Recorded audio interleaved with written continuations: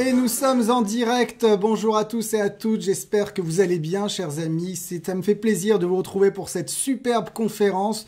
On va vous emmener justement au paradis. Vous le savez, on voyage tous les jeudis ensemble. Et là, on va partir loin. On va prendre l'avion, chers amis. Écoutez-le, ce petit avion. 14 heures de vol. Et nous allons vous emmener sur les côtes chiliennes, chers amis, pour 2 surprises cette année, cette fois-ci. Donc, on aura la chance de découvrir un nouveau bateau, chers amis. Et bien sûr, on aura la chance de découvrir justement cet itinéraire hors du commun. Voilà, est-ce que vous êtes amoureux des explorations, chers amis? N'hésitez pas à répondre sur le chat. Et bien du coup, préparez-vous, vous allez rêver. On va décoller tous ensemble. On va du coup partir sur les côtes chiliennes. Et je vous le disais, justement, j'ai une question à vous poser. On va avoir la chance de voir beaucoup de mammifères marins. Et d'après vous, quels sont les mammifères marins qu'on aura la chance de découvrir lors de cette croisière? Je vous laisse répondre sur le chat. On se retrouve juste après la vidéo.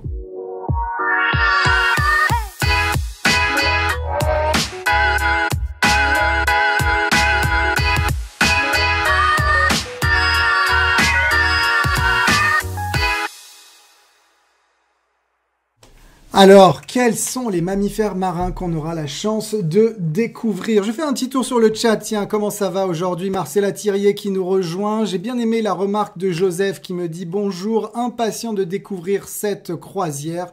Voilà, ça va être super. Huguette Lespine, bonjour, pluie dans l'Essonne, effectivement. Venez en Chili, il va faire un peu plus frais, je pense, mais bon, on va bien s'amuser. Béatrice Bianco, bonjour. Alors, d'après vous, quels sont les mammifères marins qu'on aura la chance de découvrir? Marcella Thirier, je vous laisse répondre. Martine Hébert, qui nous est fidèle sur le chat et à toutes les conférences. Bonjour, bonjour. Eh bien, chers amis, écoutez bien, on aura la chance de découvrir des baleines. Et oui, des baleines, on a tous rêvé de découvrir des baleines. On aura la chance de découvrir des dauphins, chers amis. Et ou encore les paresseux lions de mer. Chers amis, on va vraiment s'amuser. On est là pour décoller, donc préparez-vous. Je vous l'ai dit, on part en croisière. On part en croisière sur un nouveau bateau, sur une nouvelle compagnie et sur la croisière inaugurale qui se portera du coup sur les fleurs de Chilien. Alors là, écoutez bien, pour ceux qui sont amoureux d'exploration, d'expédition, vous êtes à la bonne adresse. C'est exactement ça qu'il vous faut. On est sous pavillon français. Qui dit pavillon français, en plus de ça, je vous le confirme, 100% francophone. Vous en avez peut-être marre d'être avec des Anglais, des Allemands, des Autrichiens et je ne sais quoi, même si on les adore, nos amis. Là, on est dans du 100% francophone, chers amis. Alors, il y aura des Français, il y aura un peu de Canadiens aussi. Voilà, mais ça parlera français. Vous inquiétez pas de ce côté-là. Ceux qui sont amoureux des petits bateaux, est-ce qu'il y en a sur le chat? Vous préférez les gros bateaux ou les petits bateaux? Tiens, parce que les deux sont bien. Attention, il ne faut pas dénigrer l'un ou l'autre. Les deux sont bien. D'ailleurs, il y a une belle émission là sur M6. Je pense que vous l'avez vu ce week-end sur les croisières, justement. Alors, n'hésitez pas à me répondre sur le chat. Est-ce que vous êtes plus grand bateau ou petit bateau? Là, ici, chers amis, on va être vraiment très petit bateau. Alors, très petit, j'exagère un petit peu peut-être, bateau à taille humaine. Qu'est-ce que ça veut dire? 140 passagers seulement. Vous savez, il y a des navires qui font 2000, 3000, 6000 personnes.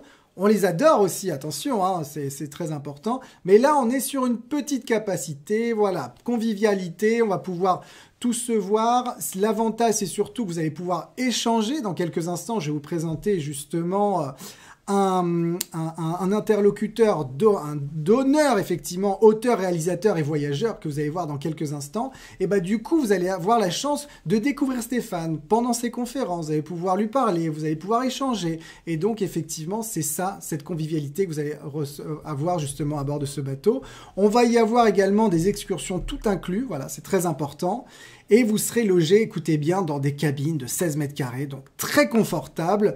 Avec des invités d'exception, vous allez découvrir Stéphane, donc qui sera à bord dans quelques instants. Vous aurez la chance de découvrir aussi Jean-Yves Le Drian ou bien encore Michel Chantaigne, voilà, lors de cette croisière inoubliable. Voilà. Alors, je vais faire un petit tour sur le chat, voir comment ça se passe. Petit bateau, petite barque pour Patrick. Pourquoi pas? Alors, c'est un peu plus grand qu'une barque, Patrick, quand même. J'avoue que là, on est 140 passagers. Voilà, mais c'est à taille humaine. Je vous promets, 140 passagers. Au bout de la croisière, vous allez connaître tout le monde. Ça, c'est l'avantage. Voilà. Donc, convivialité, si vous cherchez ce genre de croisière, vous êtes à la bonne adresse. Alors, Sans plus attendre, ce que je vous propose, c'est de faire une petite présentation de Voyage Rive Gauche en quelques minutes, en 5 minutes. Ensuite, j'aurai la chance de laisser la parole du coup à notre ami Stéphane. Il y aura également Christine, voilà, que vous connaissez déjà, vous l'avez déjà vu sur d'autres conférences. Là, vous allez pouvoir la découvrir. Christine, c'est notre spécialiste croisière. Elle est juste assise à côté de moi, là. Vous allez pouvoir la découvrir dans quelques instants.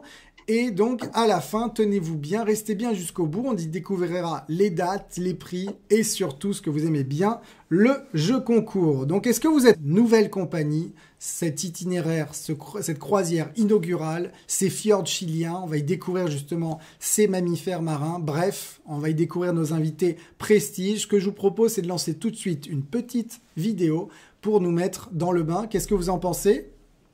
Qu'est-ce que vous en pensez, Marie-Christine? Allez, c'est parti. J'ai navigué sur des mers inaccessibles, vers des contrées chargées de mythes. J'ai rencontré les habitants de terres sauvages. J'ai observé la nature s'offrir en spectacle.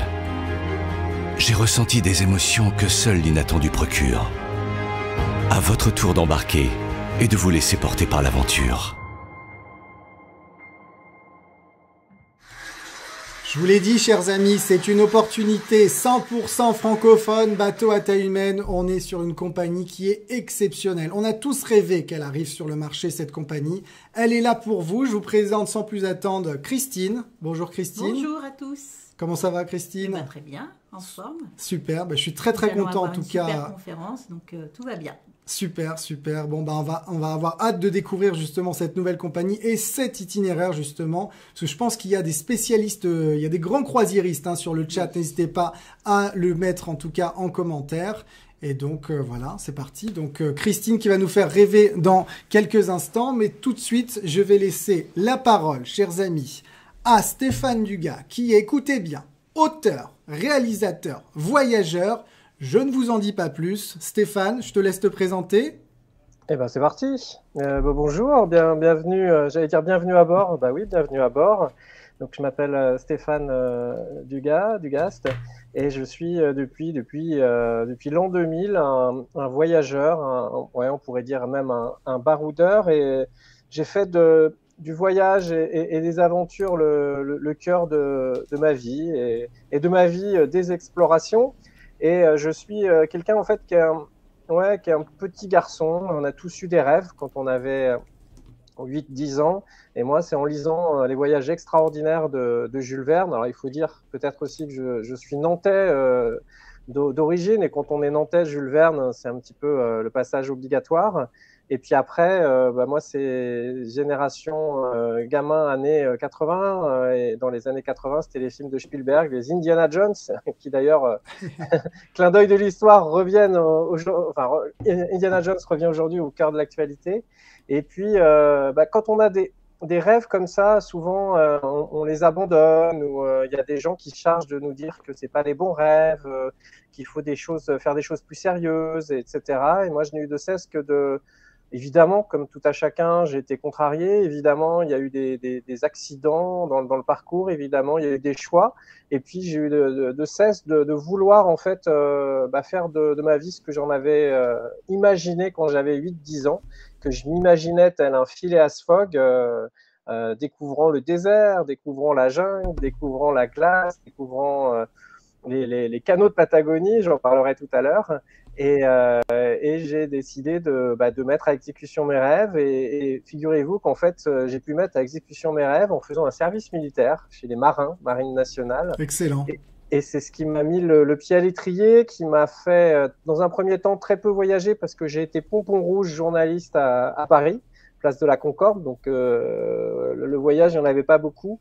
Mais avec la disparition des appelés du contingent, on était en 99, j'ai pu convaincre ce qu'on appelle le commandant, le pacha, qu'il fallait m'embaucher comme reporter civil.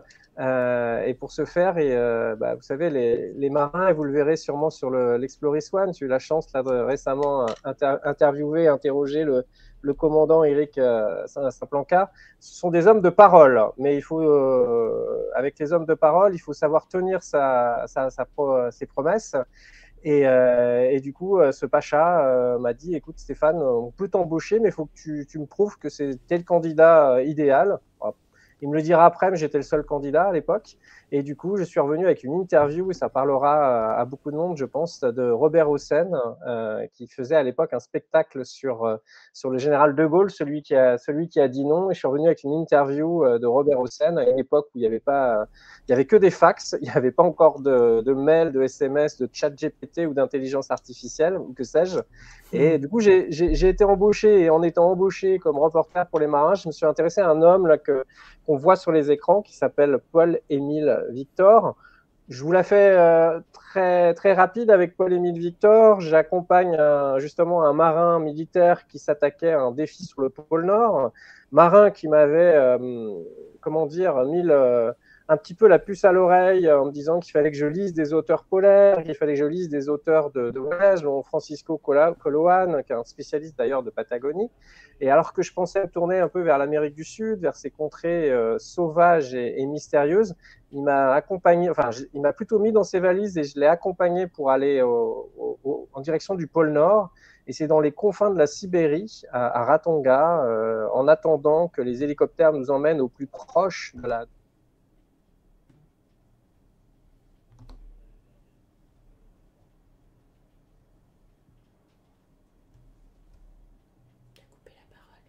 Il faut que je parte dans ses traces, que je raconte sa vie. Et j'ai découvert en lisant Boréal et Banquise, deux récits de voyage qui sont parus en 1937 et 1938, que Paul-Émile Victor était le spécialiste des Esquimaux, les Esquimaux de la côte Est, qui est d'ailleurs une destination, j'en profite, qui est proposée l'été 2024 par Exploris. Je dis ça, je dis rien, mais néanmoins, à mon échelle, on est en 2003-2004, j'ai décidé d'enquêter sur ce monsieur, sur Paul-Émile Victor. Alors, Paul-Émile Victor, je pense que ça parle à beaucoup de monde, notamment à tous les gens de plus de 40 ans, si j'ose dire, ou de plus de 50 ans, puisqu'on disait dans la France des 30 glorieuses, des années 50, 60, 70 et puis après 80, qu'il y avait trois pôles. Il y avait le pôle Nord, le pôle Sud et le Paul-Émile Victor.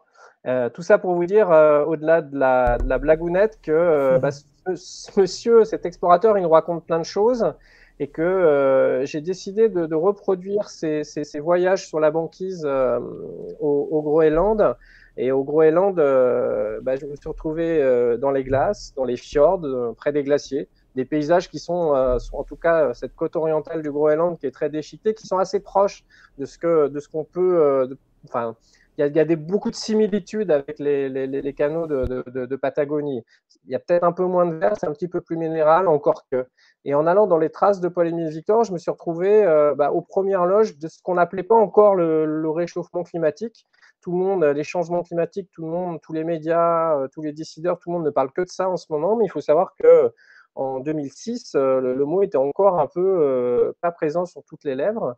Et en étant au pied des glaciers, en allant voir ce que vivaient les Esquimaux, qu'on appelle aujourd'hui les Inuits, j'ai été voir cette société. Paul-Émile Victor l'avait appelée la civilisation du phoque, puisque pendant des millénaires, ils ont survécu principalement en chassant le phoque, en mangeant sa chair, son foie, en se vêtissant, en prenant comme vêtements des peaux de phoque, et la peau de phoque qui servait aussi à fabriquer leurs kayaks, leurs grands canoës qu'on appelait les oumiaks. Et toujours est-il que ce voyage initiatique, cette aventure a donné lieu à un livre, à des films, à plein de choses. Et ensuite, je suis assez logiquement arrivé à raconter la vie de Paul-Émile Victor dans une biographie avec sa fille, Daphné Victor. Les mille et une vies de Paul-Émile Victor qui finalement n'avaient jamais été racontées dans un livre. Lui, il l'avait raconté, mais vous savez, quand on raconte sa vie, on fait des impasses, on raconte pas tout, etc. Et j'ai eu de cesse pendant 4 ans, parce que c'était un long travail de m'immerger dans la correspondance, dans les écrits, dans tout ce qu'il avait pu faire. Alors, c'était un voyage, cette fois, qui était un voyage plutôt immobile, moi qui étais habitué au mouvement, moi qui étais habitué à arpenter les terrains, mais là, j'ai arpenté autrement les terrains, et ça donnait lieu à un livre qui s'appelle Paul-Émile Victor, J'ai toujours vécu demain, qui a été écrit, tous les faits dans le livre sont vrais, mais c'est écrit comme un roman, Et l'idée, c'était de vraiment mettre en perspective la vie de ce jeune homme originaire du Jura français, plus exactement de Lons-le-Saunier, et comment un jeune homme de la bourgeoisie locale, son papa fabriquait des pipes en bois de bruyère et des stylos, comment il a infléchi, changé son destin pour s'intéresser aux Inuits de la côte orientale du Groenland, puis ensuite entreprendre des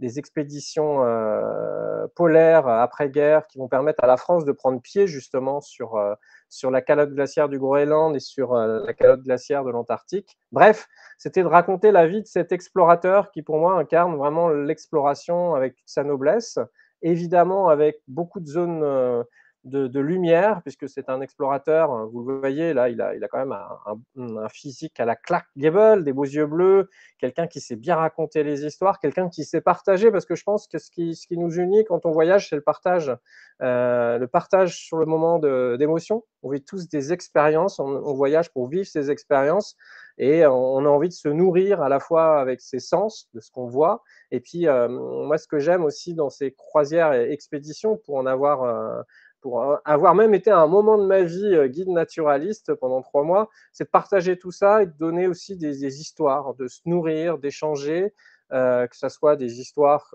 historiques, comme là je suis en train de vous raconter, des petites anecdotes, et puis parfois et même souvent d'autres histoires sur les animaux, pour comprendre un petit peu ces interactions entre tous les animaux, parce que quand on est dans ces univers de glace, ces univers sauvages, etc., ce qu'on maîtrise pas bien, en tout cas au départ, c'est toute cette interaction entre les animaux, puisque entre la faune marine, les oiseaux, etc., il y a des interactions qui sont évidemment nombreuses. Il y a un système de prédation qui est aussi total, et puis il y a une nature, quand vous êtes au pied d'un glacier, que ce soit là au Groenland comme je l'étais, mais quand vous le serez dans les canaux de Patagonie, où il faut savoir se taire, savoir regarder, savoir écouter. Et je vous prie de croire que c'est méga impressionnant d'entendre ces glaciers. On dit qu'ils chantent. Alors, parfois, ils grincent, parfois, ils hurlent. Toujours est-il que la nature, quand on a la chance de l'approcher par la mer, on la voit différemment. Et je profite pour faire cette parenthèse, c'est que voyager en bateau, c'est évidemment pas voyager comme c'est évidemment pas un voyage terrestre. Moi, j'ai fait beaucoup de voyages, beaucoup d'embarquements. J'en reviens d'ailleurs d'une île française au large du Mexique où j'ai fait un reportage là, il y a de cela un mois, Clipperton, pour pas nommer ça, hein. Et je suis parti de Manta en Équateur et je suis allé à Clipperton parce qu'on n'a pas le choix, on doit y aller par la mer. Je suis revenu à Acapulco par la mer. Vous voyagez pas pareil. Si j'avais fait Manta, Équateur et Acapulco, Mexique, évidemment, c'était pas le même voyage. Tout ça pour vous dire que quand on embarque sur un bateau, que ce soit Exploris One ou d'autres bateaux, on rentre vraiment dans la peau d'un passager. Moi, j'aime bien ce voyage parce que la marche du temps se ralentit. Généralement, en plus, les connexions Internet sont pas toujours optimales. En tout cas, pour moi qui voyage sur les bateaux militaires, il n'y en avait pas. Sur les bateaux de croisière, c'est quand même plus confortable là-dessus.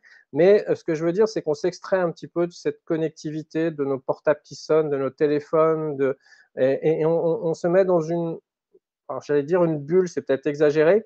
Et pour ceux qui aiment contempler la nature, regarder la mer, on prend un autre tempo. Et moi, j'y associe aussi beaucoup de littérature à tout ça, parce que vous l'avez compris, ce qui m'anime, c'est d'aligner tout ce que je vis avec aussi de le nourrir par des lectures et par des films. Et peut-être que Lucas, si tu passes à la diapo suivante, on va comprendre que Avec plaisir, avec plaisir. ouais, je suis non seulement quelqu'un qui écrit, donc je vous fais grâce de tous les livres que j'ai écrits, parce que je suis pas là pour faire ma promotion, encore que si ça vous intéresse, n'hésitez pas à taper mon nom. Et j'ai écrit beaucoup de livres sur l'exploration. Je vous parlais tout à l'heure de Paul-Émile Victor. Je relisais un livre que j'ai écrit sur les grands explorateurs. mais j'ai écrit aussi, j'ai fait une traversée à vélo, j'ai écrit sur le vélo, j'ai écrit sur la mer. Bref, j'ai fait de ma vie une aventure et de mes aventures, je les raconte, mais je fais aussi des films parce que je fais partie de je trouve, de cette génération née au milieu des années 70 qui a lu, qui aimait lire, en tout cas pour ma part, mais qui aussi se nourrissait de films documentaires. Et les films documentaires, j'imagine que vous, c'est pareil, le commandant Cousteau nous a ouvert un champ des possibles qui était large. Ces explorations à bord de la Calypso m'ont en tout cas, moi, donné envie de voyager, de découvrir le monde, découvrir les animaux et de découvrir tous ces mondes sauvages, tous ces mondes encore, ce que j'appelle un peu ces paradis qu'il faut évidemment préserver, qu'il faut aussi valoriser, tout ça doit se conjuguer. Et dans les films, du coup, c'est une autre narration pour moi. C'est cette possibilité avec une caméra de raconter une autre histoire, de condenser, parce que j'ai raconté la vie de Paul-Émile Victor en 500 pages, vous l'avez compris, 4 ans d'enquête. Donc vous avez une somme de documents qui est considérable. Vous racontez la vie de votre héros, de votre protagoniste, et c'est un travail solitaire. Alors je le partageais avec Daphné Victor, qui est la fille de Paul-Émile, mais c'est quand même un travail où dans le premier jet d'écriture, j'étais face à ma copie et j'avais personne pour me dire ce que j'allais écrire. Et ensuite, ça a été de nombreux échanges avec Daphné, de la réécriture, parce que ce qu'il faut savoir, contrairement à souvent ce qu'on dit, en France, on a toujours l'impression qu'il y a une inspiration divine du créateur, qu'il est saisi d'une fièvre et que toute la nuit il écrit et que son manuscrit est parfait. Moi, j'y crois moyen. Je pense être peut-être un laborieux, mais j'assume. Et je pense qu'en fait, quand on est des créateurs de contenu ou d'aventures, de voyages, eh ben, il faut vraiment travailler, capter, là, vous le voyez sur la diapo, capter la matière première quand on est sur le terrain, c'est-à-dire faire les bonnes images, c'est-à-dire filmer. On pourra d'ailleurs en revenir, et ça va être aussi la force d'Exploris et sur Exploris One d'embarquer aussi des photographes qui seront là aussi pour donner des conseils. Que ça, c'est juste cadeau, parce on a tous l'impression d'être capable de faire des images, mais je pense qu'il faut vraiment, quand on est dans un voyage, évidemment profiter de l'expérience, mais évidemment, plutôt que de mitrailler, de se dire quelle photo on veut faire, quoi. Mais ça, c'est aussi une autre conférence que je pense vous donneront à bord, ou peut-être moi d'ailleurs, les photographes embarqués à bord d'Exploris. Donc tout ça pour vous dire que moi j'aime raconter des explorations avec des mots, avec des images, et que je suis ravi d'être sur cette croisière inaugurale entre Valparaiso au Chili et Ushuaia en Argentine. Bah oui, parce que cette Patagonie, elle a comme particularité d'être à cheval entre deux pays qui se tirent la bourre, entre guillemets, dirait-on aujourd'hui, en tout cas, qui sont dans une grande rivalité. Et avant de vous rejoindre aujourd'hui, je me suis dit, tiens, mais Patagonie, Patagon, ça vient d'où, etc. C'est aussi ça la curiosité du voyage, parce que j'étais persuadé que c'était avec les feux de nos amis Patagon qui avaient une analogie, mais non, les feux, c'est Tierra del Fuego, terre de feu, puisqu'en fait, quand les premiers explorateurs longeaient ces terres sur lesquelles ils avaient du mal à accoster, notamment au niveau du Cap Horn, ils voyaient des feux. Donc les navigateurs espagnols, en tout cas les navigateurs qui naviguaient pour la couronne de Castille, ont appelé ça terre de feu. Et Patagon, j'ai cherché parce que je l'avais étonnamment pas pris ce nom pour argent comptant, Patagonia, Patagonie. Et en cherchant, j'ai découvert qu'en fait, tout ça est consécutif à Magellan.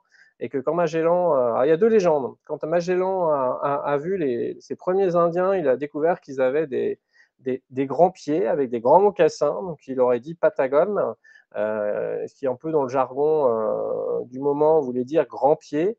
Et puis, il y a une autre histoire qui nous dit que, en fait, 7 ans avant qu'il parte, il y avait un grand récit de voyage qui se passait en Grèce, sur une île, enfin en Grèce, pardonnez-moi, sur une île, par un grec, enfin non, sur une île imaginaire, pas loin de la Grèce, qui s'appelait Patagone, et que Magellan, en hommage à ce Patagone, où évidemment il y avait des Indiens, quand il a vu ces premiers Indiens, il les a surnommés Patagonie. Donc, cette croisière, c'est la promesse de quoi? Mais je ne vais pas vous faire le catalogue, mais je vais plutôt vous raconter cette histoire de cette terre. Moi, ce qui m'intéresse, c'est que les Occidentaux, jusqu'au XVIe siècle, cette Amérique vous voyez sur la carte cette pointe septentrionale des Amériques, de l'Amérique, on la connaissait mal, voire pas du tout. La partie atlantique n'avait été très peu explorée, très peu explorée. Et il faut savoir que dans l'histoire de l'exploration, tout a été, comment dire, il fallait attendre les progrès techniques.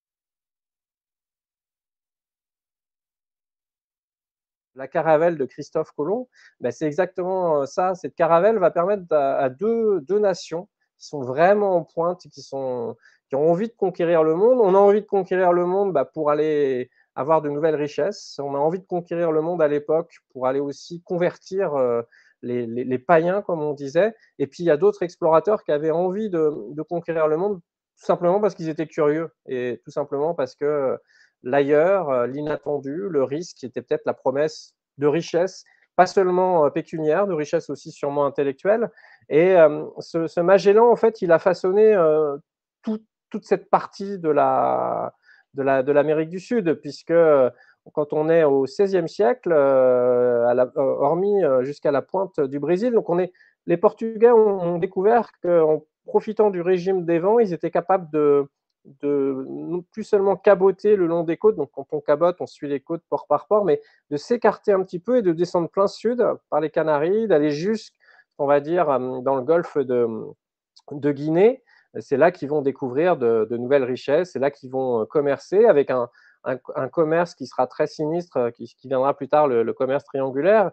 Et il sera triangulaire parce qu'ils profitent des vents pour descendre, ils font escale en Afrique et pour traverser l'Atlantique, ils le traversent par le sud et ils arrivent peu ou prou dans les Caraïbes, ou en tout cas aussi et peu à peu sur la pointe de l'Amérique. Et après, ils remontent. Et en remontant, ils découvriront l'Amérique, ce qui deviendra les États-Unis et le Canada.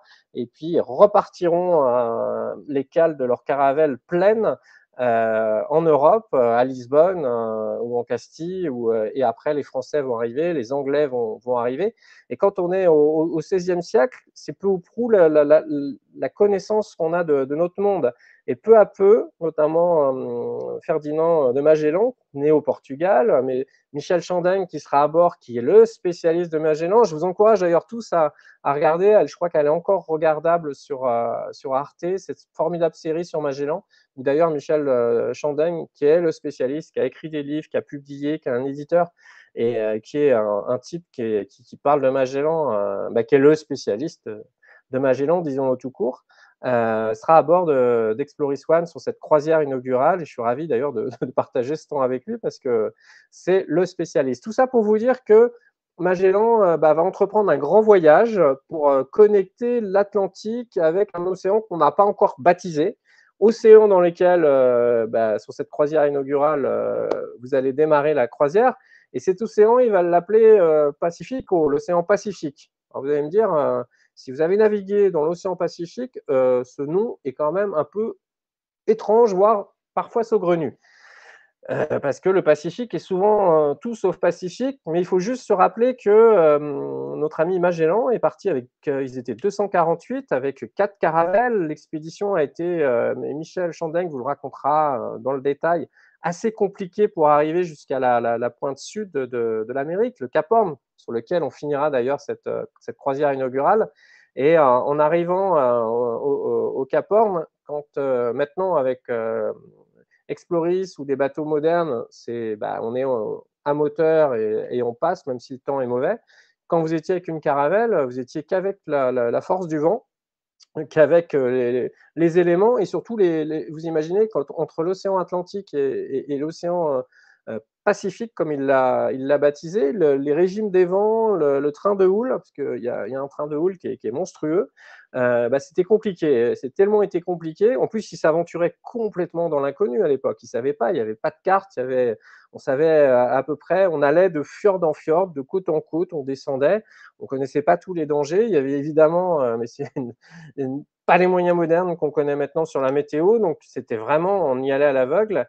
Et notre ami Magellan et ses marins vont mettre 27 jours à franchir le Cap Horn, parce que par moment, ils avançaient, par d'autres moments, bah, évidemment, ils reculaient. Après, ils allaient trop au nord, trop près des terres. Ils étaient obligés de descendre au sud. Ils étaient repoussés. Et quand ils sont arrivés après la tempête, en remontant sur la zone, c'est là qu'ils se sont aperçus que bah, l'océan était tout plat ce jour-là et tout plat. Les marins militaires disent un temps de curée.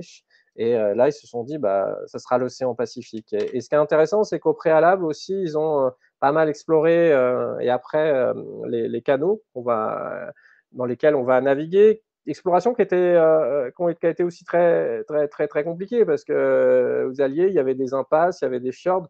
Maintenant, on a des cartes, maintenant, on navigue en toute sécurité, etc. Et donc, ce voyage, pour notre part, va démarrer à Valparaiso. Et Valparaiso, vous l'avez compris, hein, les voyages, les explorations, j'adore.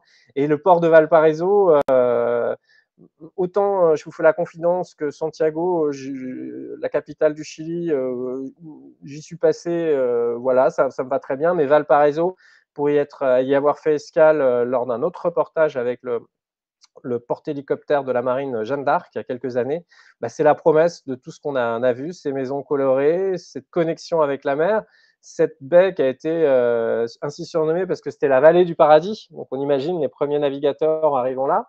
Et pour les Amérindiens, par contre, eux, c'était la Quintil, c'était la baie profonde. Donc en fait, Valparaiso, bah, c'est tout ce que, en tout cas, moi j'aime en voyage. C'est coloré, c'est cosmopolite, c'est une ville connectée avec la mer, et puis c'est surtout des collines, des funiculaires et une vue incroyable sur la mer, et une vraie ambiance portuaire comme moi je les aime.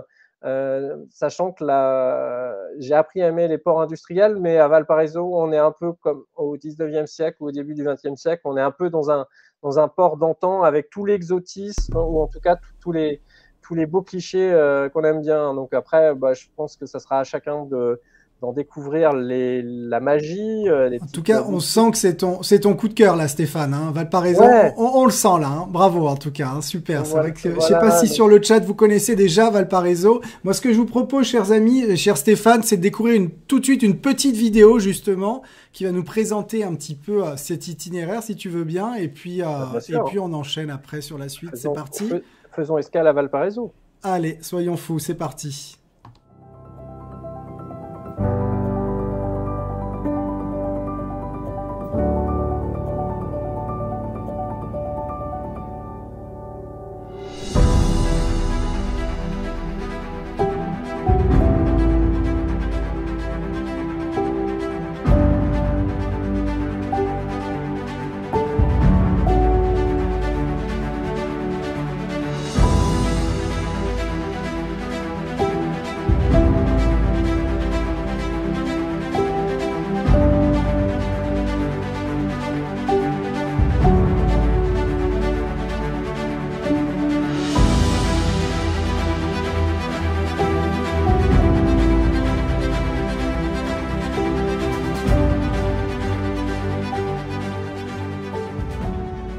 Alors, chers amis, qu'est-ce que vous en pensez? Il est passionnant, hein, comme nous le dit effectivement Joseph sur le chat, un passionné autre explorateur. Bah oui, effectivement, on a la chance d'avoir, je vous l'ai dit, un invité de prestige, Stéphane, qui est là avec nous. Si vous connectez que maintenant, vous inquiétez pas, on est en train de voyager, on est à Valparaiso, et donc voilà, on va quitter Valparaiso pour naviguer un petit peu. Je te laisse continuer, Stéphane. Eh ben oui, parce que là, qu'est-ce qui se passe? C'est que une fois qu'on a quitté cette cité colorée et cosmopolite de Valparaiso, on a pareil. Alors, comme ça, dit comme ça, appareillé en mer, peut-être que ça peut effrayer certains. On est toujours à le mal de mer, le temps, etc. Moi, je veux dire deux choses. J'ai fait beaucoup d'embarquements et ce que j'aime quand on est sur un bateau, c'est l'appareillage, ce moment où on quitte la terre et on part vers cet inconnu, parce que là, on se sent vraiment dans la peau d'un explorateur. Alors, faut garder les bonnes proportions. Les explorateurs du temps de Magellan, le voyage était plus lent, plus aléatoire. Là, sur Exploris One, on sait où on va. Mais toujours est-il que je vous invite, sur cette croisière, à prendre ce temps d'aller sur les extérieurs, d'aller voir le commandant pendant ces manœuvres, parce il m'a dit que la passerelle sera un endroit qui sera ouvert. La passerelle, c'est l'endroit qui surplombe un petit peu la proue du bateau, l'avant du bateau, où tout se passe, toutes les manœuvres, où le bateau avance. C'est un peu le cœur du réacteur quand il y a les manœuvres. C'est là que le commandant prend ses décisions. Moi, c'est un endroit où j'aime être. J'aime être aussi sur les extérieurs. Et tout ça pour vous dire que l'appareillage, c'est de quitter la terre ferme. Des fois, on en sent même les odeurs qui s'éloignent peu à peu. Il y a inévitablement, quand on est dans le Grand Sud, bientôt les albatros, les oiseaux marins qui sont au-dessus de nos têtes. Et puis après, quand on s'est observé, alors il y a des animaux, alors pas tout de suite, mais peut-être, encore que. Il y a des fois, j'ai vu des animaux marins assez rapidement. Et j'aime ce temps parce qu'on rentre vraiment dans la peau d'un marin par procuration, d'un explorateur. Donc je pense que l'appareillage, l'embarquement font partie de ce voyage, font partie de l'expérience. Et donc je vous parlais de ces ambiances, là on voit ces oiseaux, mais voilà. Et je pense que en fait l'embarquement, c'est cette manière de vivre en osmose avec un élément qu'on a l'habitude souvent chez beaucoup Éric Tabarly, qui est quand même le grand marin français, disait que les Français ne connaissaient de la mer que parce que quand ils posaient leur serviette sur la plage, elle était dans leur dos. C'est très caricatural, encore que. Et en fait, quand on embarque, là, on commence à comprendre cette vision à 360, cet océan qui nous entoure. Et moi, c'est des moments que j'aime à vivre et j'aime à raconter. Lucas, on peut peut-être aller sur On continue, voilà, Islamoka. Voilà, Islamoka, Mocha, si on le lit en la française, qui porte vraiment mal son nom. Alors moi, je suis passé, je vais être franc avec vous, sur l'Isla Mocha et sur Chiloé. Je suis impatient d'y aller parce que je suis passé au large. Ça a été souvent une frustration quand j'étais embarqué sur des bateaux. C'est que j'étais pas dans une croisière, j'étais dans un bateau de guerre qui avait une mission, ou un bateau océanographique qui faisait quelque chose. Et du coup, j'ai aussi beaucoup vécu par moments, par procuration, mes voyages, en me lisant, en me documentant. Et sur l'Isla Mocha, qui est annoncé comme pour la journée de Noël et pour un Noël mémorable. Et l'avantage des croisières expéditions, c'est non seulement évidemment de prendre la mer, que ce que je viens de vous dire, de vous expliquer, mais c'est aussi de pouvoir faire des escales, d'aller à terre, d'aller avec des guides naturalistes qui vous donnent des expériences. D'ailleurs, oui, vous vivez une expérience, mais qui vous donnent des indications, qui vous donnent à voir. Juste le mot escale, c'est un mot que j'aime bien parce que le mot escale, si on fait un peu d'étymologie, c'est faire escuela, faire échelle. Et ça date justement de la marine du Levant en Méditerranée. Je vous ai dit tout à l'heure que le monde était très mal exploré au XVIe siècle, mais au XIIIe siècle, là, évidemment, la navigation, les explorations se faisaient autour de la Méditerranée, et Rabelais mettait dans ses écrits faire escuela. Donc, faire échelle, c'était finalement entre la barque, on parlait de la barque tout à l'heure en introduction, ou le bateau, c'était poser l'échelle entre le bateau et la terre et aller à terre. Et donc, on dit faire escale. Je trouve que c'est un mot qui a une vraie poésie, sachant, et ça je vous le glisse pour le prochain dîner, quand on est un terrien, on ne fait jamais escale, on fait étape. Et pourquoi ? Parce que faire étable, et en fait les soldats quand ils marchaient 20, 30, 40, 50 km par jour, ils s'arrêtaient dans les étables. Et donc il y a à faire étape, faire escale. Et puis ce qui est marrant, c'est que dans le langage de nouveaux moyens de transport, en tout cas au XXe siècle, les chemins de fer et les bateaux, enfin plutôt à partir de la révolution industrielle où les bateaux vont aller plus vite et les chemins de fer vont vraiment se développer, on fait escale. Il y a des agents d'escale à la SNCF, il y avait des agents d'escale dans les compagnies aériennes. Donc tout ça pour vous dire que quand on prend des moyens de transport, il y a des mots, et les mots dans la langue française ont une signification, et c'est aussi tout un travail que j'aime à faire, à explorer non seulement le terrain, mais aussi explorer les mots, mais je suis sûr qu'à bord, on aura l'occasion d'en parler. Moi, si je puis me permettre, Stéphane, j'avais une question justement à nos membres et que je voulais te poser, c'est qu'est-ce qu'une croisière expédition ? Qu'est-ce que c'est l'expédition, l'exploration ? Quelle est la différence par rapport à une croisière classique, entre guillemets ?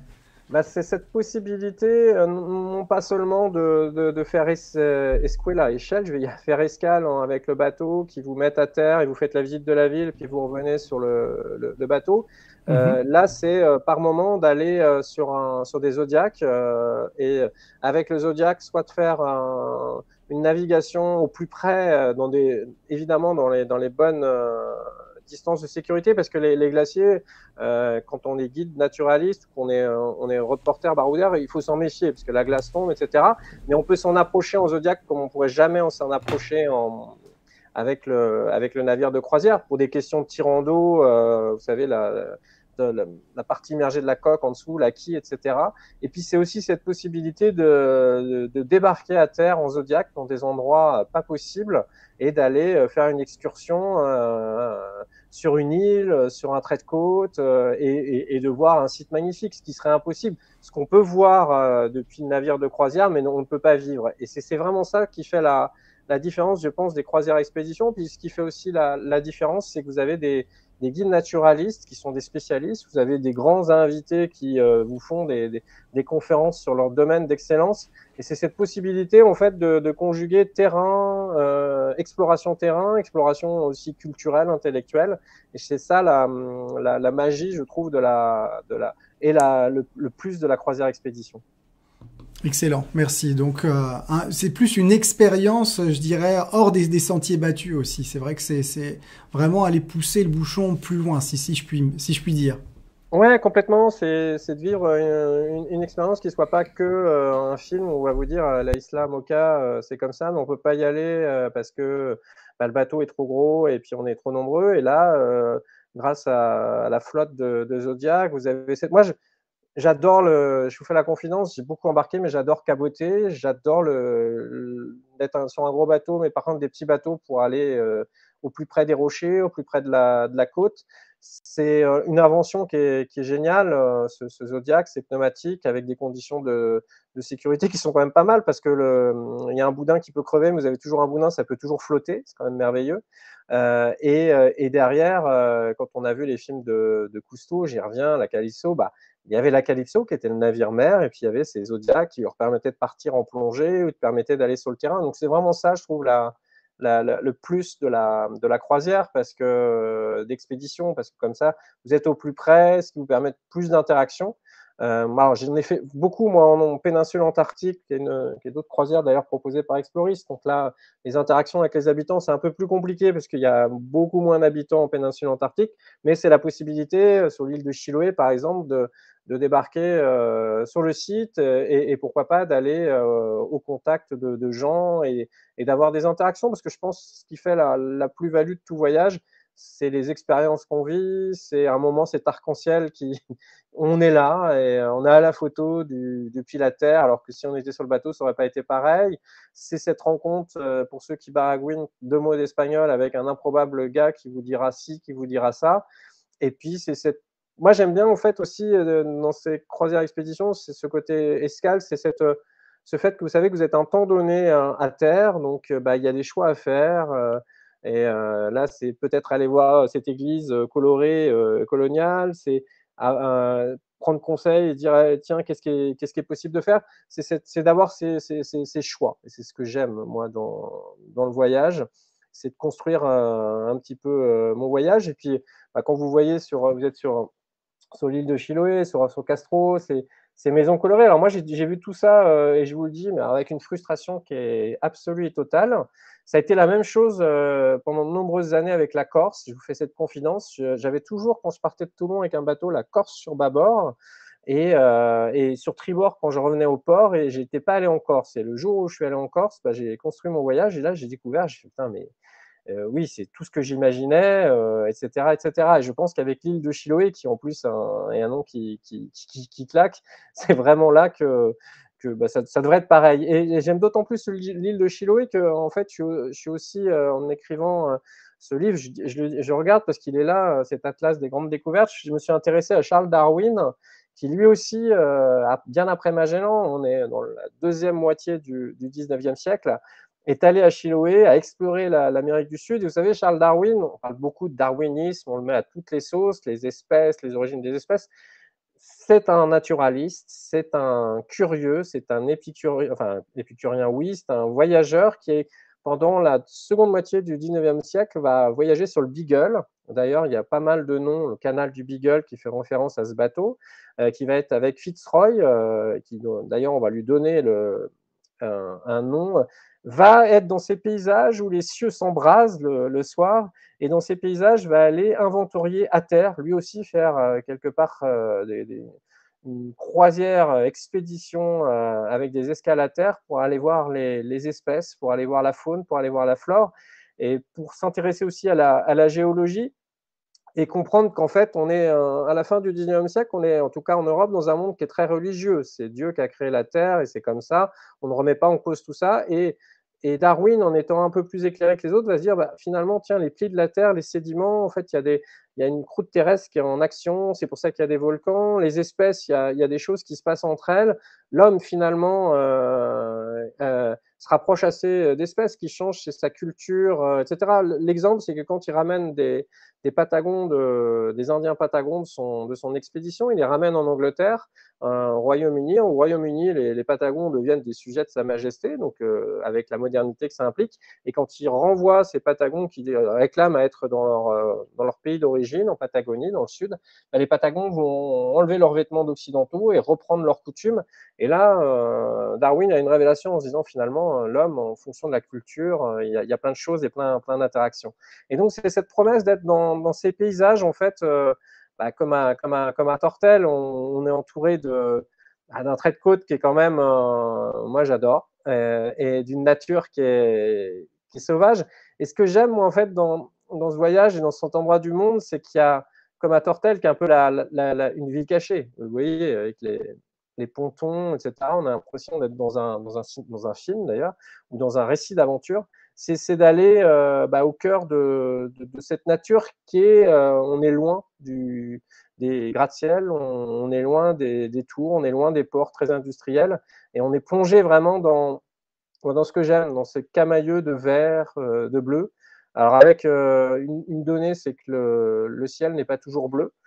Pour ceux qui aiment la photo et qui veulent que des ciels bleus, faut pas aller en Patagonie, hein, faut plutôt aller d'ailleurs sur l'île de Beauté l'été, en Corse, encore que. Et moi j'aime aussi, pour ceux qui aiment les images, qui aiment les expériences, c'est ces interactions entre les cieux, entre la mer, les reflets, etc.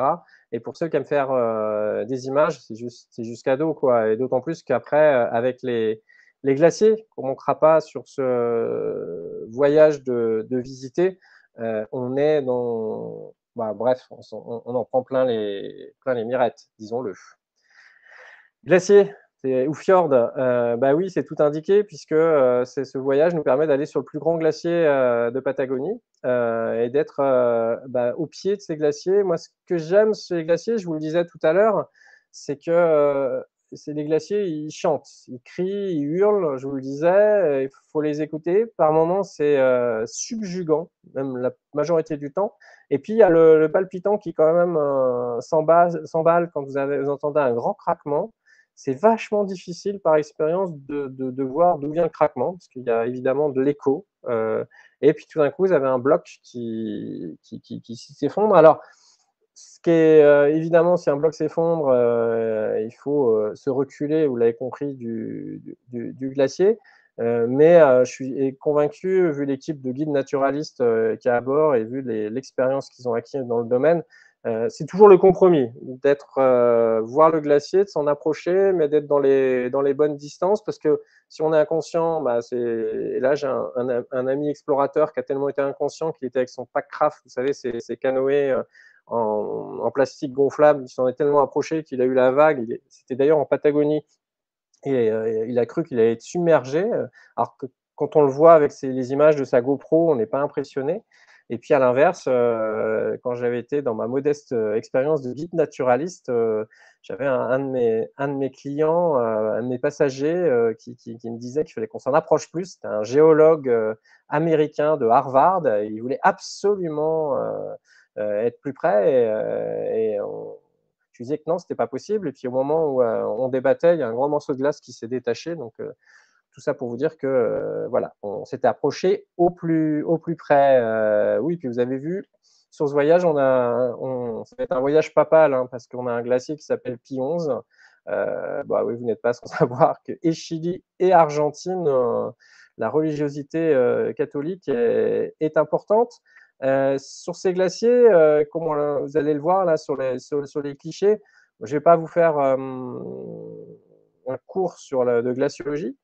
Pas vous dire que ils ont tendance à fondre comme neige au soleil, sans mauvais jeu de mots. Juste vous dire peut-être que le bleu de ces glaciers, plus la glace est bleue, plus on dit qu'elle est ancienne. Et puis, vous avez une vraie compression. Les glaces sont vraiment témoins et des marqueurs du climat de notre planète. J'ai fait un film sur ces glaciers parce que, ouais, deux choses. Vous avez donc les glaciers qui sont dans les montagnes, enserrés dans les fjords. Vous avez un immense glacier qui est au Groenland, qu'on appelle la calotte glaciaire. Donc, le Groenland est une île recouverte de glace avec en son centre une altitude de 3800 mètres. Et vous avez la même chose en Antarctique, qui est une île immense. On ne sait pas trop le socle, s'il est séparé, si c'est un seul et même bloc, mais toujours est-il qu'il est recouvert d'une calotte de glace. Donc, les calottes glaciaires qu'on appelle inland 6 et les glaciers, c'est régi par les mêmes systèmes. C'est une glace qui bouge, c'est une glace qui dépend de la température moyenne qu'il y a sur notre planète, donc les glaciers s'avancent à la force de produire de la glace avec les précipitations, ils s'avancent et quand ils tombent au fond de mer, ils cassent et s'y créent les montagnes de glace, les icebergs, montagnes de glace. Et c'est quand on aime les univers polaires et subpolaires, c'est ce qui est le plus subjugant puisque c'est, je vous le disais, ils chantent et hurlent. Graphiquement, c'est juste, esthétiquement, c'est juste très très beau. Et puis, on a un peu l'impression, sans faire de poésie, mais de revenir un petit peu aux origines de la Terre et d'être finalement à l'échelle de cette grande histoire de la Terre, pas grand-chose, parce qu'il y a eu des périodes de glaciation, il y a eu des périodes où même jusqu'aux portes de la France qui n'existaient pas, mais il y avait ces immenses glaciers. Donc bref, vous l'avez compris, je voue J'avais une question à te poser justement, Stéphane. C'est vraiment intriguant. Tu disais effectivement qu'on peut apercevoir, quand on le voit ici, la glace qui se détache. Toi, comment tu arrives à savoir est-ce qu'il y a déjà une possibilité de savoir que la glace va craquer ou pas du tout? Oui, alors après, il y a des conditions qui sont propices si la température s'est réchauffée depuis les jours précédents, si le soleil brille très fort, etc. Après, soyons honnêtes, trouver quelqu'un qui est capable de prédire quel morceau va s'effondrer ou pas, c'est difficile. Après, les cinéastes s'en approchent beaucoup maintenant avec l'outil qui est merveilleux, qui est le drone. Et après, sans drone, on a des jumelles, donc on guette, on regarde. C'est difficile à évaluer, voire impossible à évaluer. Après, j'allais le dire, peut-être que j'étais maladroit, mais la vraie plus-value d'une croisière expédition, c'est qu'avec les guides naturalistes qui ont l'expérience du terrain, qui fréquentent ce terrain-là, eux voient un petit peu les signes précurseurs et surtout, ils savent identifier la zone où on peut être au plus près des glaciers parce que c'est ce qu'on a envie quand on est un voyageur, on est un compagnon d'exploration chez Exploris, c'est de s'en approcher, mais à des distances qui sont en termes de sécurité raisonnable. Parce qu'inutile de vous dire, vous voyez sur l'image, que si vous êtes au pied du glacier et que ça s'effondre, c'est un peu chaud. Ce qui est chaud, c'est qu'il y a beaucoup de projections de glace et avec des morceaux de glace qui peuvent aller se planter dans des carotides. Et vous avez un mini raz-de-marée qui peut vous engloutir, vous faire tomber à la baille, à l'eau, dans une eau qui n'est pas très chaude, quoi.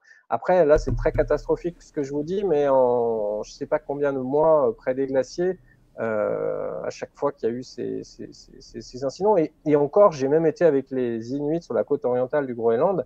Et eux, les Inuits, moi j'étais stupéfait. On était au pied des glaciers et ils me disaient ah, mais c'est bon, je sais, alors qu'ils ne savaient rien du tout, quoi. Donc voilà, ça fait partie aussi Là, je suis plus en voyage reportage. Excellent, excellent. Alors découvrons les mammifères marins, justement. On parlait tout à l'heure. Quels sont les mammifères marins qu'on aura la chance peut-être de voir? Est-ce que c'est sûr? C'est pas sûr? Tu me diras, rien n'est sûr, j'imagine. Alors, on n'a pas la baleine de 14h18, pas encore, mais après, c'est aussi la vraie plus-value de la croisière expédition, c'est que vous avez des guides naturalistes, des commandants qui pratiquent les terrains, qui connaissent les terrains et qui, sans évidemment ennuyer cette biodiversité, savent se mettre à l'endroit où la baleine va sortir, va faire son plongeon incroyable, on va voir sa caudale. Et ce qui est une très bonne nouvelle, c'est que ces baleines ont vraiment failli être décimées par l'homme, puisque vous n'êtes pas sans savoir que jusqu'à la seconde moitié du XXe siècle, la baleine était chassée pour sa graisse et que sa population a failli être décimée et que des esprits plus éclairés que les autres se sont dit il faut qu'on la protège. Et je vous prie de croire que dans les canaux de Patagonie, pour ceux qui veulent ensuite aussi poursuivre et faire un autre voyage en péninsule antarctique, c'est cette possibilité de voir des baleines. Alors après, je les ai vus pour être allé, je ne vais pas vous dire le nombre de fois, mais je les ai vus parfois de très près, ce qui était assez surprenant quand elles remontaient pour manger le krill, donc ces mini crevettes. D'autres fois, je les ai vus de plus loin.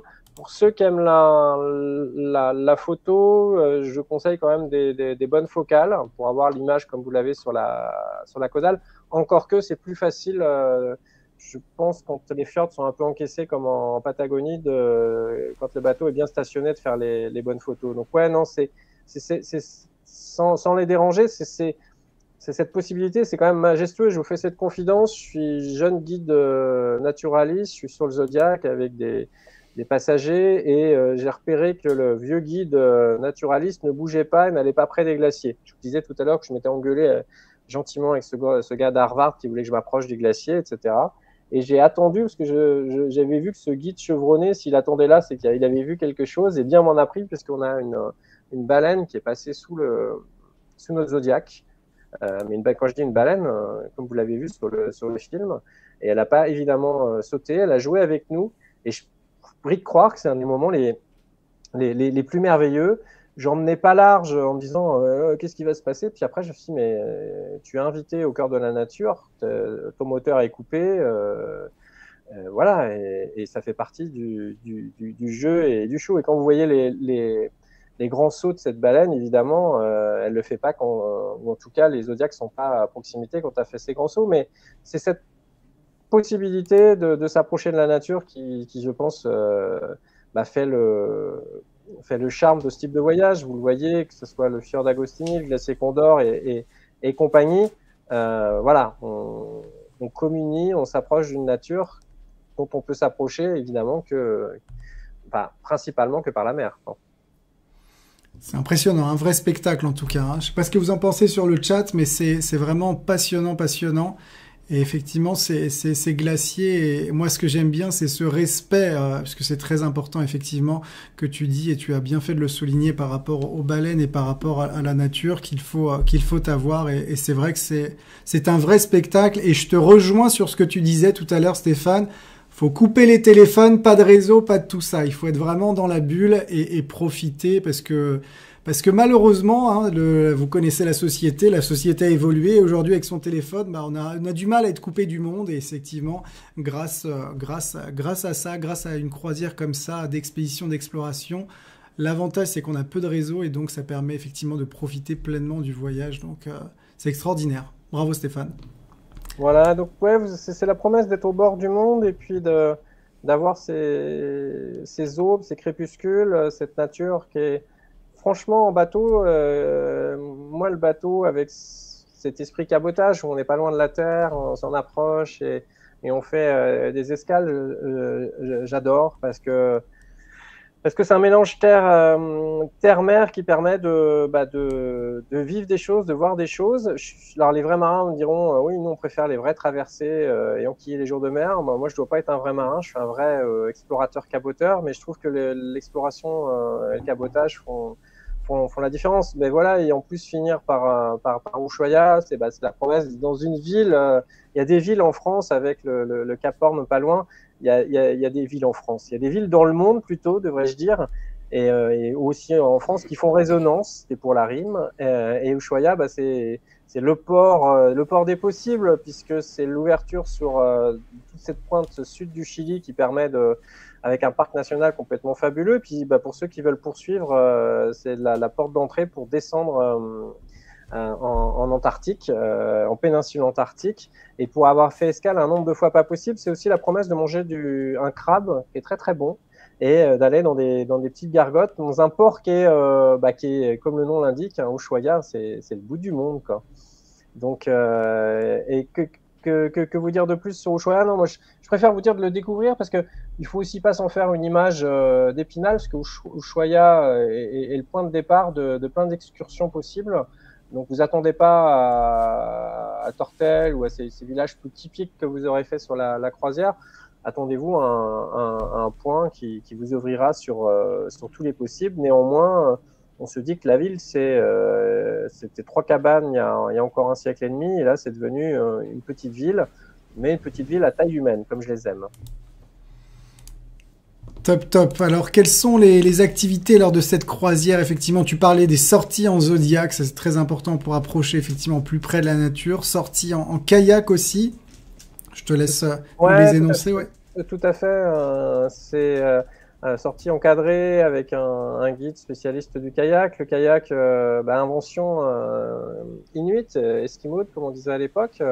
Je le souligne, c'est encore une petite anecdote qui est assez marrante, c'est que sur la côte est du Groenland, dont je vous parlais, dans l'hémisphère nord, il y avait la partie ouest qui a été colonisée assez vite par les Danois, parce qu'elle était libérée des glaces, et la partie est qui était obstruée par les glaces qui descendaient du pôle nord n'était pas explorée. On a envoyé pas mal de gens explorer la côte. Il y a peut-être des pêcheurs et des baleiniers qui ont découvert des choses, mais vous savez que les pêcheurs et les baleiniers, c'était pas eux qui allaient dire leur découverte. On a même une grande expédition française complètement oubliée qui a été complètement engloutie sur la côte orientale. Et il y a un jour, en 1896, un explorateur danois, ethnologue dans l'âme, s'est dit, mais en fait, les Groenlandais de la côte ouest utilisent des kayaks et des oumiaks. Peut-être que si on fait l'expédition en kayak, oumiak, c'est les gros canoës. C'est donc ces bateaux avec des armatures de bois recouverts de peau de phoque. Et l'avantage du kayak à l'époque, c'est que ça permet de se faufiler entre les glaces. C'est un moyen de transport très, très sûr. Vous avez une avarie, vous avez une voie d'eau, vous la rebouchez avec de la graisse de phoque. Et on a découvert les plaisirs de la navigation avec une pagaie et un kayak. Et maintenant, nous, occidentaux, on l'utilise pour des navigations d'approche. Mais le kayak, c'est vraiment l'embarcation rêvée. Alors, en plus, on conjugue un petit peu d'effort et on est bien stabilisé, etc. Puis c'est surtout la possibilité de se laisser filer sur l'eau et de pas surprendre, de pas faire de bruit, d'arriver silencieusement et d'être au plus près des animaux. Et que vous fassiez du kayak en Patagonie, que vous ne manquerez pas d'en faire, ou même en France, le long du littoral, faites du kayak, vous allez voir, c'est bien encadré, c'est un moyen de transport que j'adore.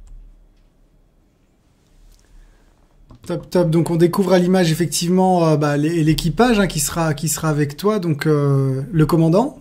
Voilà, que je vous dis, je l'ai interviewé parce que j'ai cette chance aussi, et je l'ai proposé à Exploris de faire un journal très journalistique qui s'appellera la Exploris Embarquement, parce que j'ai aussi créé un journal sur le voyage, l'exploration et la découverte, et j'ai interrogé à distance, parce qu'il était sur l'île de Vancouver où il habite, Éric Saint-Planca, et je me suis intéressé à sa vie, et là vous avez vraiment le commandant qui a dédié depuis 35 ans sa vie aux océans, qui a commandé le Belém, le 3-mâts qu'on connaît en France, qui a commandé des bateaux de commerce, qui a aussi beaucoup fait depuis maintenant de la croisière expédition. Et puis c'est un marin passionnant. J'ai passé 1h30 à l'interroger sur sa vie, sur sa carrière maritime, et il a l'avantage en plus d'avoir déjà navigué sur Exploris One et surtout d'aimer ce qu'il aime dans la croisière expédition, c'est le contact avec les passagers. Donc c'est une super nouvelle, parce que des commandants bourrus, là j'en ai fait un récemment sur un bateau militaire, c'est pas agréable, alors que là vous pouvez croire que le commandant est sympathique. Voilà, on découvre également l'équipe d'expédition. Ouais, avec des guides qu'on appelle guides naturalistes, un chef d'expédition, une assistante chef d'expédition, et des gens qui ont dédié leur vie à accompagner des voyages qui sont rompus, guidés. J'en connais certains. J'ai même travaillé notamment avec Nicolas Tolstoï. Et des gens qui font ça depuis une palanquée d'années et qui aiment à voyager, à partager, puis surtout qui ont les compétences en Zodiac pour vous approcher en toute sécurité sur des spots, sur des endroits pas possibles. Super, super. Et les invités de prestige. Stéphane qui en fait partie. Ouais, mais surtout Michel Chandaigne, je vous le disais, spécialiste de Magellan, et puis Jean-Yves Le Drian. Je vais pas refaire son parcours. Pour ceux que ça intéresse, j'ai regardé là récemment sur France 5, maintenant en rattrapage, en replay comme on dit, un documentaire où pendant 1h30 il revient sur ses fonctions de ministre des Armées et ministre des Affaires étrangères. Et là, vous découvrirez l'épaisseur du bonhomme et ce qu'il a fait ces 10 dernières années, parce qu'il a, dans son parcours politique, quelque chose qui est très très fort, c'est d'avoir été à la tête de 2 ministères qui se sont retrouvés entre les attentats, entre les guerres, etc. Et il s'est raconté sans phare, à hauteur d'homme, et l'intéressé est passionnant. Et j'allais dire, quelle que soit son opinion politique, c'est pas une question de politique, c'est une question d'homme d'État. Qu'est-ce qu'on fait quand on est ministre des Armées, ministre des Affaires étrangères, et qu'on est dans un monde, pour pas dire très crispé et très crispant en ce moment. Donc, à voir. Excellent, excellent. Merci. Bah écoute, merci Stéphane pour cette présentation passionnante. Je vais tout de suite laisser la parole du coup à notre amie Christine qui va vous présenter donc le bateau plus en détail. Voilà, à bord de quel bateau on aura la chance de naviguer avec Stéphane. Comment vous le trouvez là? Moi je le trouve passionnant Stéphane, hein. Dites-moi comment vous le trouvez sur le chat, donc n'hésitez pas à écrire, et en attendant je vous mets la vidéo. Comme d'habitude, n'oubliez pas les petits pouces, vous les connaissez, les petits pouces sont gris actuellement, il faut tout ce qui soit bleu, ça nous permettra de voir si vous aimez Stéphane ou pas. Voilà, moi je le trouve passionnant. Allez, c'est parti. Les pouces.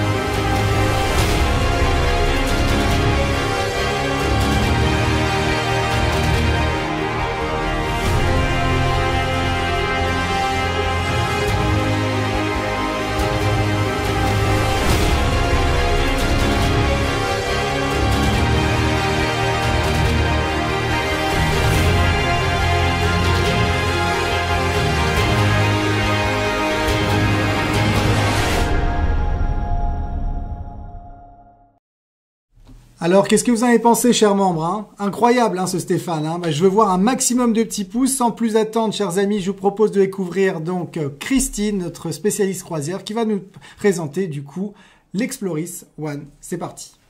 Rebonjour à tous. Donc du coup, et puis merci Stéphane, parce que vraiment tu nous as fait rêver, et ça y est, on est prêt à s'inscrire. Alors, je vais vous parler de la compagnie donc Exploris, et puis de l'Exploris One. Donc, il faut savoir que Exploris a été créé sous l'impulsion de Philippe Vudo et puis d'une équipe d'experts qui sont passionnés et qui veulent vous faire partager justement cette passion et ces découvertes de toutes nos destinations. Exploris est armateur, donc du coup, il maîtrise totalement le choix du personnel. Et puis surtout, c'est un pavillon français. Donc le navire, comme vous l'a expliqué Stéphane, est conçu pour aller vraiment au plus près des escales, et ensuite nous avons des zodiacs. Le navire a une capacité de 140 passagers, mais nous limitons à 120 pour tout ce qui est destination polaire, car nous avons 12 zodiacs et cela permet d'avoir un seul groupe. C'est très important en fait, plutôt que d'avoir plusieurs groupes pour une même escale. Tout le monde partira en même temps, tout le temps de l'escale. Nous sommes en formule tout inclus, c'est un bateau haut de gamme, donc tout ce qui est service, prestations, tout est haut de gamme et tout est vraiment en all inclusive, que ce soit évidemment les boissons, les repas, mais aussi toutes les sorties, les excursions, donc plus rien à rajouter. Ensuite, il vous a un petit peu expliqué, Stéphane, ce qu'était une expédition avec Exploris. Donc, comme vous savez, nous avons un maximum de personnel qualifié et passionné, que ce soit le chef d'expédition, que ce soit les naturalistes. Et du coup, à chaque fois, il y a des conférences et la veille, on prépare toujours la journée du lendemain. On explique un petit peu ce qui va se passer. Évidemment, on peut avoir quelques surprises, parfois par rapport au climat, parfois par rapport aux animaux qu'on va découvrir. Et donc, c'est très important de bien échanger avec les chefs d'expédition, parce que il peut y avoir une personne qui se dise bah tiens, moi je veux pas faire l'escale toute la journée, moi je veux rester à bord demain, ou je vais peut-être pas aller sortir. On échange, on discute, on voit par rapport à ses envies, sa forme aussi. Donc voilà. En ce qui concerne le navire, donc, comme on vous l'a dit, il y a 140 passagers à bord, la possibilité d'avoir 140 passagers. Nous avons 60 cabines et 12 suites. Et nous avons au niveau de l'équipage 102 personnes, donc pour 140 personnes. Comme vous pouvez le voir sur le plan, nous n'avons que des cabines extérieures, donc pas de cabine intérieure. Je vais vous montrer la slide d'après. Du coup, c'est Lucas qui passe les slides. Merci Lucas. Donc nous avons la première, je dirais le premier tarif, la première cabine, c'est la cabine premium, nous en avons 2. C'est avec 2 hublots, donc nous n'avons pas de cabine intérieure. Et après, ce ne sont que des cabines avec sabord ou des cabines avec balcon. En ce qui concerne les balcons, nous avons 2 sortes de balcons. Le balcon à la française, c'est celui où on reste debout, et le balcon classique où il y a table et chaises afin de profiter du paysage éventuellement. Ensuite, nous avons donc 12 suites, donc que ce soit les cabines classiques, comme vous l'avez vu, qui commencent à 14-15 mètres carrés et pour la plupart du temps 18 mètres carrés, ou les suites, elles sont vraiment très spacieuses et décorées avec beaucoup de goût. C'est raffiné, donc vous avez tout le confort, et c'est ça qui est intéressant en fait, c'est qu'on peut être en expédition, en exploration, et tout en ayant le confort d'un navire haut de gamme avec toutes les prestations possibles à bord. Donc en ce qui concerne justement toutes les prestations, alors évidemment au niveau des restaurants, nous avons un grand restaurant et un grill. Évidemment la nourriture est raffinée, hein, c'est très important. Comme on vous l'a dit, c'est un pavillon français. Nous sommes en 100% francophone, donc clientèle, comme l'a précisé Lucas, évidemment, il peut y avoir quelques Canadiens ou quelques Belges, ils sont bienvenus du moment qu'ils parlent français, n'est-ce pas? Et nous avons une salle de sport, jacuzzi, donc 2 jacuzzis à l'extérieur, du hammam, sauna, boutique, tout ce qu'on peut retrouver finalement sur un navire. Vous avez vraiment toutes les commodités à bord, et on peut profiter donc aussi bien à l'intérieur qu'à l'extérieur et entre deux découvertes, car avec les Zodiacs, on peut avoir plusieurs sorties par jour, c'est pas à chaque fois une sortie. Et d'ailleurs, la grosse différence avec les navires, je dirais, plus conséquents, plus importants dans le maritime, c'est qu'il n'y a pas d'horaire. Vous voyez, une croisière avec un grand navire, vous allez avoir escale de midi à 16h ou de 8h à 19h. Là, il n'y a pas d'horaire, c'est la découverte, c'est la surprise, et on s'adapte à la destination, aux animaux, au climat, et c'est ça qui est important. Donc l'Explorer One a été rénové en 2018, mais nous allons encore faire quelques petites rénovations dans les parties communes. Comme je vous l'ai dit, les cabines sont très très bien. Donc en novembre, nous allons encore améliorer certaines parties communes, donc pour tout le grand confort de tous. Donc je vous le rappelle, un navire de 140 passagers, limité à 120 passagers sur les contrées polaires, 100% francophone et pavillon français, et beaucoup de personnel à bord, beaucoup d'intervenants. Chaque croisière, il y a des intervenants différents, et donc Stéphane sera à bord de l'inaugural et fera encore partager toute cette passion qu'il a pour ces régions. Voilà, je vais laisser la parole à Lucas, mais juste avant, nous allons vous passer une dernière petite vidéo.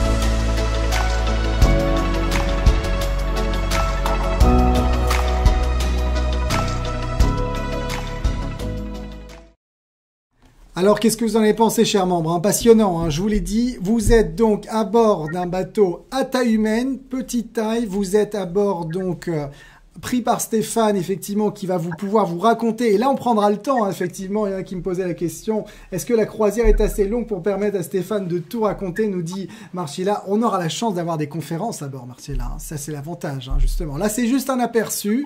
Hein. On a la chance de l'avoir. Normalement, tout ça, bah, effectivement, ça se trouve directement à bord, entre donc le Chili et la Patagonie.